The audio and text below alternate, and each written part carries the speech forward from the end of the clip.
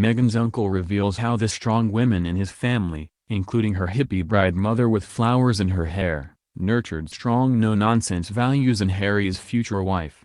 It could not be further removed from the grandeur of St. George's Chapel at Windsor Castle. While Meghan Markle and Prince Harry are planning their wedding, expected to attract a global TV audience of 1 billion, the Mail on Sunday can today reveal the extraordinary New Age nuptials of Meghan's parents Tom and Doria. The pair married on December 23, 1979 at the wacky Self-Realization Fellowship Temple on gaudy Sunset Boulevard in Los Angeles. The faux Indian temple adorned with gold orb-topped turrets, stone elephants and plastic Buddhas is a stone's throw from where Hugh Grant was infamously caught with prostitute Divine Brown. A fresh and new day. And it is ours, read the opening line of their wedding invitation, with the promise of happy beginnings when we, Doria Lois Ragland and Thomas Wayne Markle, unite our love as one. It was a lovely wedding but not conventional at all, said Meghan's uncle Joseph Johnson, 68, last night as he opened up Meghan's family photo album for the first time.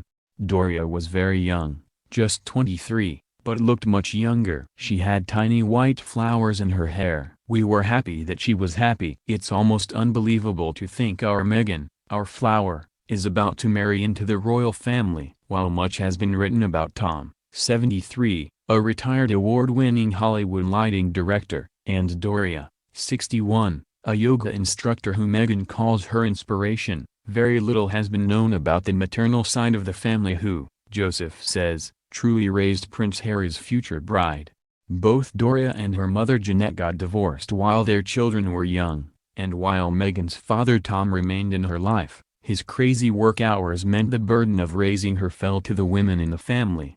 Meghan was raised by her mother and grandmother, two beautiful, strong black women who instilled in her a sense of self-belief. These days a lot of women flaunt their sexuality. Meghan is an exception to that rule. She's not someone who uses their looks to get ahead. She is beautiful on the outside but she was raised to believe it's what's on the inside that counts. Today, the Mail on Sunday can reveal Meghan's maternal grandmother was Jeanette Ragland, who was raised in poverty in Cleveland, Ohio, the daughter of a hotel bellhop and a mother who made her living as a lift operator. She pressed the buttons at a fancy whites-only hotel. It was Jeanette and Doria who helped the future Suits actress believe she could be anything and achieve anything, her uncle claims. And we can reveal that the family suffered appalling racism, once being hounded out of a Texan town at night in the middle of a snowstorm, a painful history which, her uncle says, helped shape Meghan into the strong, powerful, independent woman she is today. Joseph, a softly spoken retired sign painter, met me at a modest hotel near the bungalow he shares with his wife of 37 years Pamela, a social worker. The couple have 3 adult sons. He calls himself a simple man and says he feels awkward his family has been thrust into the limelight. We're just regular folks. They live in Fresno, California, a 4-hour drive but a world away from the bright lights of Hollywood where Meghan was raised in middle-class comfort in the suburb of Woodland Hills in a home Tom, an Emmy Award-winning lighting director, bought shortly before Meghan was born in 1981. After Tom and Doria divorced when Meghan was 6, they remained amicable but it was a backbone of strong matriarchs which, Joseph says, turned Meghan into the woman she is today.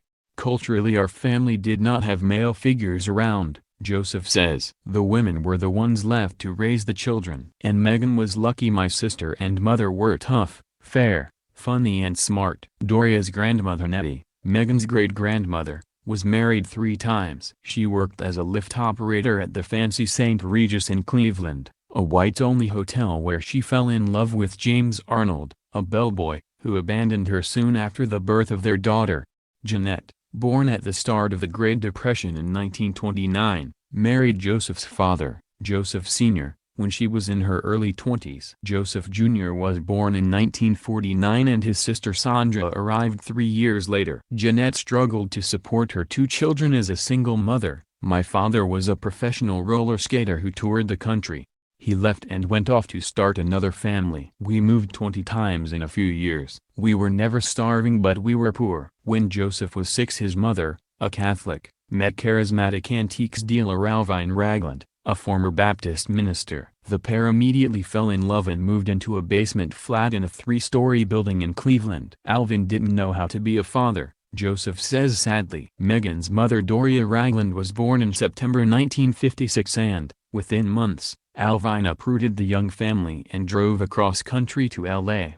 They were so poor they did not have their own car. Instead, says Joseph, they drove one belonging to someone else. Back then people would pay to have someone drive their car from the east to the west coast. It was a grand adventure which came to a grinding halt amid shocking bigotry in Texas. We arrived in a small town in the middle of the night in a blizzard. We were cold and hungry but no one would give us a room. We wanted food and shelter but we were turned away because of the color of our skin. It was the first time I'd experienced racism. I was young but I remember one guy pointing off into the snow saying, "The highway is that way. Get going. You are not welcome here." Though Joseph and Sandra are technically the half-siblings of Doria, they consider themselves united, equally loved. Doria's father Alvin divorced Jeanette shortly after they arrived in L.A. He later worked as an antique dealer running a store called 'Twas New and worked Sundays at a stall at a flea market. We were raised together. There was an age difference with Doria.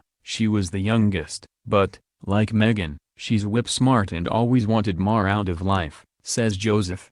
Alvin would later die of a head injury after tripping over his dog's leash. While Joseph and his sister went to a school in a predominantly black area of LA, Doria went to Fairfax High, a mostly white, Jewish school which, under U.S. laws of desegregation, began busing in black pupils from the poorer parts of city in the early 1970s. Doria prided herself on her hair - a big beautiful afro. After school she worked as a travel agent. She did that to get reduced price trips, and as a clothing designer, making her own creations for her company A Change of a Dress. She also ran an import business for a while, bringing in incense from the Far East. She then worked as trainee makeup artist on TV show General Hospital, which brought her into the orbit of Tom Markle, a man 12 years her senior. He was a divorcee with 2 children but the couple fell in love and married within 6 months of meeting in 1979. None of the family knew anything about Tom until we got the wedding invitations, says Joseph. The fact that he was white didn't matter. We would have accepted pink, black, brown or red as long as Doria loved him. All that mattered to us was he treated her well. The wedding was a wacky affair. At 6 feet 3 in, bearded and balding Tom, then aged 35 and dressed in a gray jacket and red shirt, towered above his 5 feet 2 in bride. She wore a simple white dress. "My son was the ring bearer," Joseph recalls. Guests walked through a faux Moorish entrance to the temple. Presiding over the nuptials was Brother Bhaktananda in glowing orange robes. Born Michael Kroll in Pennsylvania, he was ordained a Buddhist priest and took the Sanskrit name Bhaktananda, meaning bliss through devotion. The Self-Realization Fellowship, founded by Indian yogi Paramahansa Yogananda, preaches spirituality and self-knowledge through meditation and Kriya Yoga. Joseph says his sister was fascinated by alternative religions and yoga, an interest Joseph claims she passed on to Meghan, although she will now be baptized into the Church of England before marrying Harry next May. Meghan is someone open to all cultures and religions, he says. When Meghan was born, Joseph says his sister was instantly smitten. "I saw her look at that baby and it was total love and devotion." That same love and devotion exists to this day. Doria never remarried or had any other children after splitting from Tom. Jeanette helped raise Meghan when Doria returned to work after the birth, first as a yoga teacher and then as a social worker. Doria later went to university as a mature student and obtained a degree in social work. Meghan was raised by Doria and my grandmother, Joseph says. "We would spend weekends, holidays together. She's always been magical. She was raised in love, never beaten." When I moved to Fresno and Meghan became a teenager, we spent less time together. "I saw how Doria was raising Meghan and it helped me with my own boys. Our mother was a disciplinarian and she spanked us." Doria never spanked Meghan. He recalls Meghan as a friendly, inquisitive child who loved cats and radiated happiness. Her mum called her Flower and that was the family name for her. The last time Joseph spent any time with Meghan was when Jeanette was dying in 2000. She lived with us. Meghan and her mum would come up at weekends to give us a break. Meghan would talk to her,